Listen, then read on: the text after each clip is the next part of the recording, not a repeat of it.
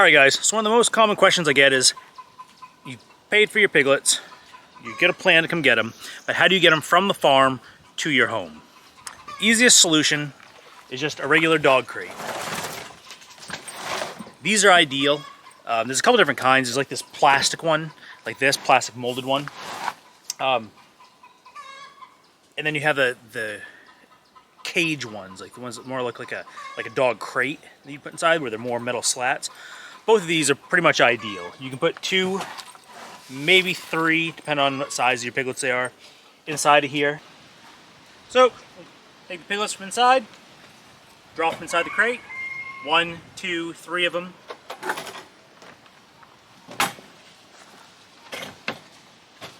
Door secure. Lower them down, pick them up, and move. What's nice about that, so what's super nice about having your crate where it's vertical, you can just set them in. You don't have to worry about having one person run this door. If you have a piglet by the back legs, typically as they start to get older, holding up a piglet by the back legs is probably the easiest. Very similar to where a cat's grabbing a kitten by the scruff of the neck and carrying them. Once they start to get a bit older, it does put some strain on their hips and legs, and they just get to be a lot to handle. They're almost easier to get with their legs and then lift the whole body at that point, but when they're piglets, they're just easy. Kind of like a chicken, when you hold them upside down, they kind of chill right out for a few minutes. Piglets are, for the most part, the same way, but now you get this piglet suspended vertically, and you need to try to get it from going into a vertical position to a horizontal. Sometimes, especially in these darker ones, because it's kind of like a little cubby, a little nest, and it's shady in there, it feels safe and secure, you get them close to it and they'll shoot right in. The problem comes when you need to put in the second or third one. You almost need somebody to run the door for you. You got 2 hands on its legs, so you need it to like voluntarily swoop into that cage. Sometimes they do, sometimes they don't. One of the risks you run into is that when it does go, even if it does, there's a lot of newness going on, and the one inside freaks out and wants to run back out. And so if you got a pig halfway in and one halfway coming out, trying to close the door, now you've got loose animals running around the yard. It's a headache. The animals don't know what's going on. They're all discombobulated. You're upset. So it's much easier to start with a vertical setup.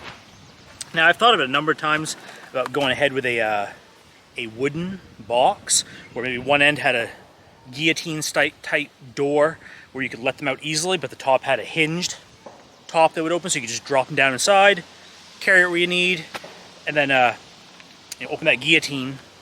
Get my measurements off a little bit. Get your guillotine going where you get them where they want to go, and they can run out to their new area.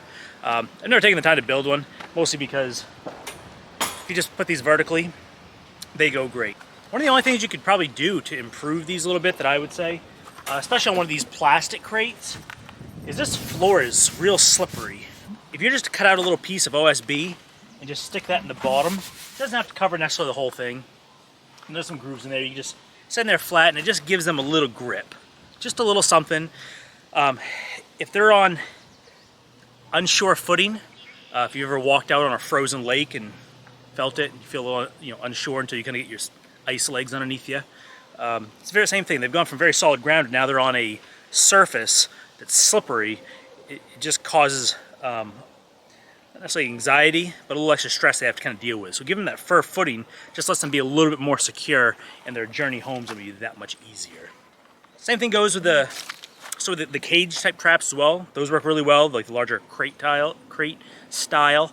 The only negatives to those really are that they don't have any shade protection like these ones. They're super open, so if you're driving in the back of the truck, they're getting a ton of wind.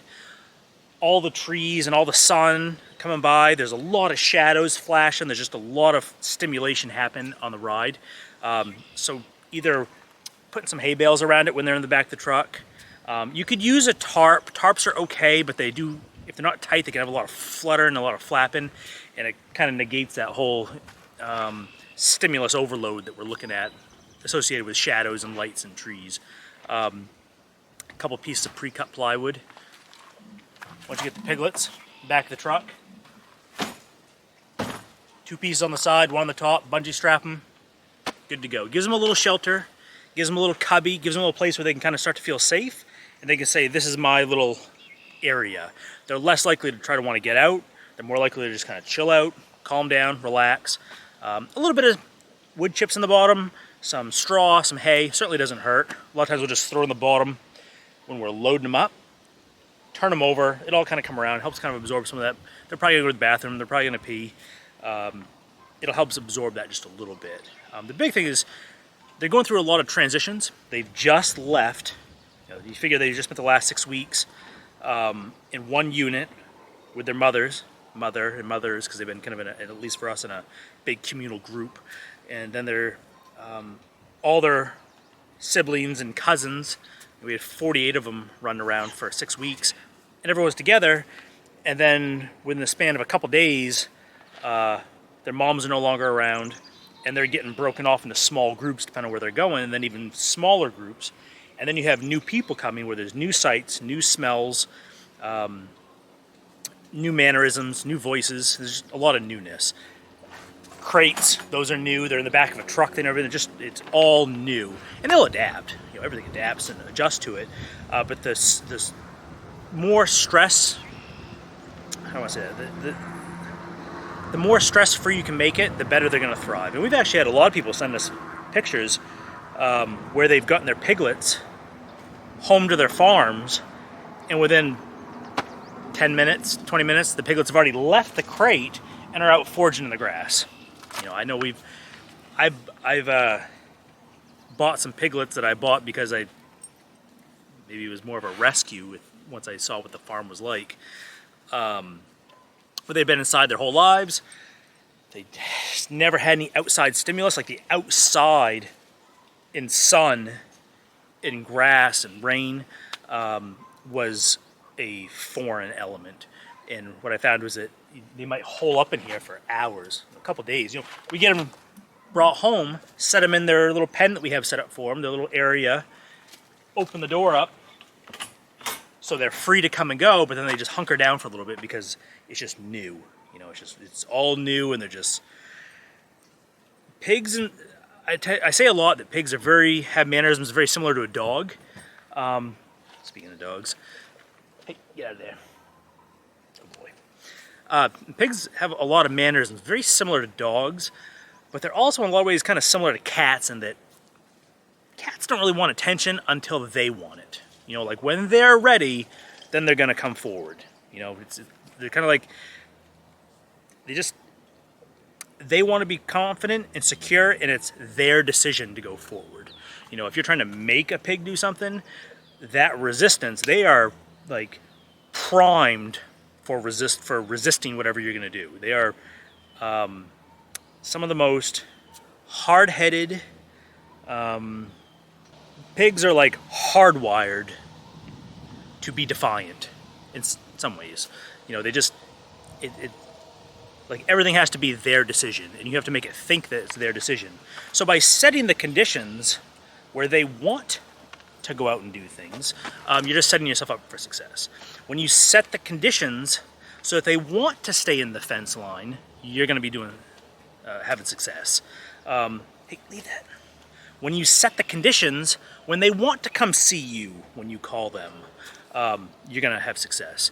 And that's really it, though. You're setting conditions. Like when my cat, if I go after and I pet it, it gets pretty upset. It doesn't like it.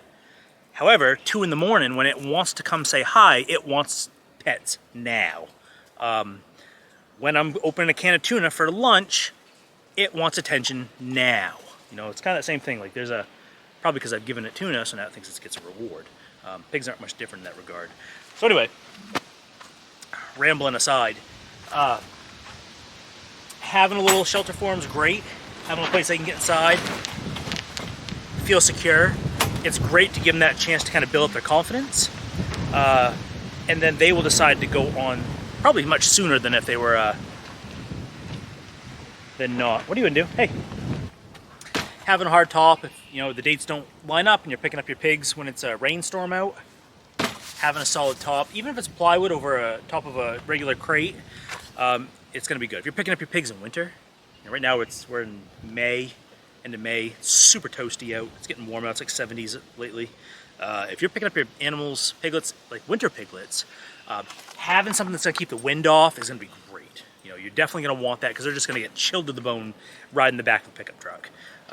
So having that cardboard, getting a bunch of hay in there where they can burrow right down, loading them up, you're going to be set up for success. And that's really all you're trying to do. You're really just trying to set the conditions so that your piglets thrive and get off to a good start. They adjust and they acclimate to your new situation, their new settings and environment quickly, so they can get off to a start growing and tearing up your farm and doing what you want them to do. So that's really it. So I hope I've earned your subscription today. Like, share this if it's worthwhile to you and you think it'll help somebody else. Let them know. We're going to continue with the rest of the questions I've gotten from folks to help you get off to a good start with your piglets. So thanks for watching. See you next time.